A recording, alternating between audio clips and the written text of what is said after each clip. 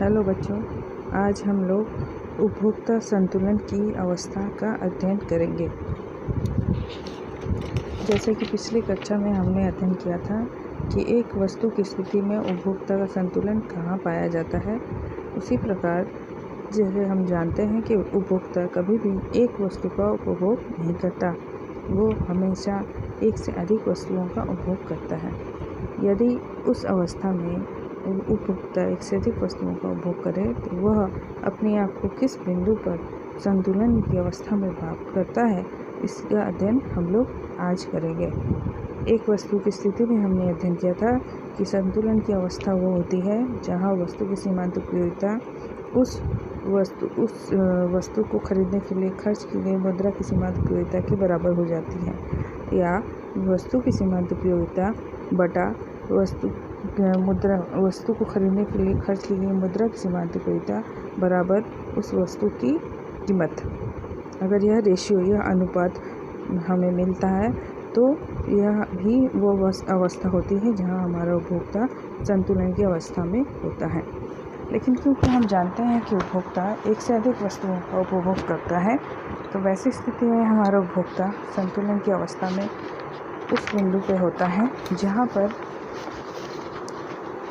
वह जितने भी वस्तुओं का उपभोग कर रहा हो उससे प्राप्त सीमांत उपयोगिता बटा उसकी कीमत जो है वह एक दूसरे के बराबर हो एवं वह अंत में मुद्रा की सीमांत उपयोगिता के बराबर हो जाती है।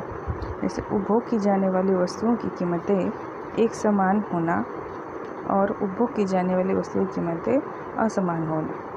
एक से अधिक वस्तुओं के संतुलन की अवस्था में दो अवस्था हम लोग देख सकते हैं, दो अवस्था या दो स्थितियां उत्पन्न हो सकती हैं। पहली स्थिति क्या है कि अगर वस्तु जिसका उपभोग कर रहा है हमारा उपभोक्ता, वो जितनी भी वस्तुओं का उपभोग कर रहा है सबकी कीमतें समान हों, और ऐसी भी हो सकती है कि जितनी वस्तुओं को वो उपभोग कर रहा है सबकी कीमतें असमान हों।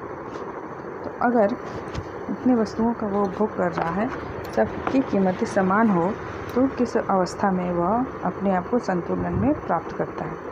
इसको हम ऐसे कह सकते हैं कि उपभोग की जाने वाली सभी वस्तुएं जो हमारा उपभोक्ता उपभोग कर रहा है वह अगर एक समान होती है तो एक उपभोक्ता इस अवस्था में उस बिंदु पर संतुलन में होता है जहाँ पर प्रत्येक वस्तु की अंतिम इकाई से प्राप्त होने वाली सीमांत उपयोगिता एक समान हो अथवा वह मुद्रा की सीमांत उपयोगिता के बराबर। उपभोक्ता संतुलन से हम लोग इस प्रकार लिख सकते हैं, उपभोक्ता संतुलन। सपोज मान लेते हैं उपभोक्ता XYZ 3 वस्तुओं का उपभोग कर रहा है, तो संतुलन की अवस्था में हम इसको कैसे परिभाषित करेंगे। उपभोक्ता संतुलन बराबर MUX बराबर MUY बराबर MUZ बराबर MUM। यहाँ पर MUX जो है X वस्तु की अंतिम इकाई से प्राप्त सीमांत उपयोगिता है, MUY जो है Y वस्तु की अंतिम इकाई से प्राप्त सीमांत उपयोगिता है, एवं MUZ जो है Z वस्तु से के अंतिम इकाई से प्राप्त सीमांत उपयोगिता है, और MUM जो है वह मुद्रा की सीमांत उपयोगिता है। अगर एक उपभोक्ता अपनी सीमांत आय को सर्वप्रथम उस वस्तु पर व्यय करता है जिससे उसे सर्वाधिक उपयोगिता प्राप्त होती है, परंतु सीमांत उपयोगिता ह्रास नियम अनुसार उपभोक्ता ज्यों-ज्यों किसी वस्तु को उत्तरोत्तर इकाइयों का उपभोग करता जाता है, वह प्रत्येक अतिरिक्त इकाई से प्राप्त होने वाली सीमांत उपयोगिता घटती जाती है। फलतः हमारा उपभोक्ता प्रथम वस्तु पर तब तक व्यय करता रहेगा जब तक कि उससे अन्य वस्तुओं की तुलना में अधिक उपयोगिता प्राप्त होगी। जैसे ही उसे प्रथम वस्तु से सीमांत उपयोगिता जो प्राप्त होती है वो अन्य वस्तु की तुलना में कम प्राप्त होने लगती है, तो वह क्या करता है, दूसरी वस्तु का उपभोग प्रारंभ कर देता है। यह क्रम तब तक चलता रहता है जब तक कि प्रत्येक वस्तु से प्राप्त सीमांत उपयोगिता एक बराबर ना हो जाए। यही उपभोक्ता संतुलन है। इसे हम तालिका से भी समझ सकते हैं तालिका को हम अगले वीडियो में आपको शेयर करेंगे। इसमें सबसे पहला है कि मान लेते हैं वस्तु की इकाई है 1 2 3 4 5 6 और वस्तु की कीमत सभी वस्तुओं की सभी इकाई की कीमत 4 रुपये है। ठीक है, और हमारे पास 2 वस्तु है, x है और वस्तु y है, और x वस्तु की कीमत भी 4 रुपये है और y वस्तु की कीमत भी 4 रुपये है।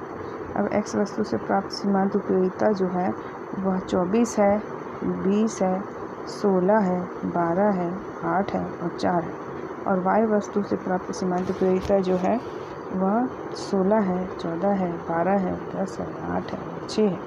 ऐसे में हम देखते हैं कि x और y वस्तुओं की 5 इकाइयों का उपभोग करने पर इन वस्तुओं से प्राप्त सीमांत उपयोगिता 5 यूटिल्स के बराबर हो जाती है।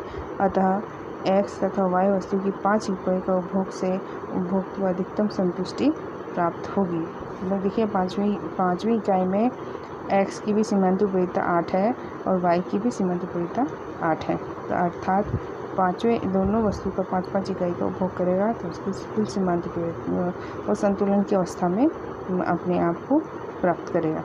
और अगर इस तालिका के अनुसार से हम लोग चित्र बनाएं, x अक्ष में हम वस्तु x की इकाई लें और वस्तु की इकाई लें और y अक्ष में हम दोनों वस्तुओं की सीमांत उपयोगिता को प्लॉट करें तो हमें 2 ग्राफ मिलेगा, एक x की सीमांत उपयोगिता का ग्राफ और एक y की सीमांत उपयोगिता का ग्राफ। और ये दोनों जो रेखा मिलेगी वह एक दूसरे को ऐसे बिंदु पे काट रही है जहाँ दोनों की सीमांत उपयोगिता अर्थात 8 के बराबर है और उनकी इकाई 5 है।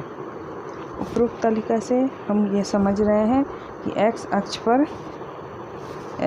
पर उपभोग की इकाइयों को अगर हम रखें और y अक्ष पर सीमांत उपयोगिता को रखें तो x वस्तु की सीमांत उपयोगिता और y वस्तु की सीमांत उपयोगिता MUx है और MUy है। पुनः रेखा चित्र से यह भी स्पष्ट हो रहा है कि ई बिंदु वो वैसी बिंदु है जहाँ x वस्तु की सीमांत उपयोगिता y वस्तु की सीमांत उपयोगिता के बराबर हो जाती है और वह उनकी रेखा एक दूसरे को काटती है। अर्थात ई बिंदु वह बिंदु है जहाँ MUx MUy के बराबर हो जाता है। इस बिंदु पे उपभोक्ता संतुलन की अवस्था में होगा। यह ऐसी अवस्था है जहाँ दोनों वस्तु की कीमत समान है। एक दूसरी अवस्था जिसका हम लोग वर्णन किए थे जिसमें कि दोनों की कीमतें अलग हैं।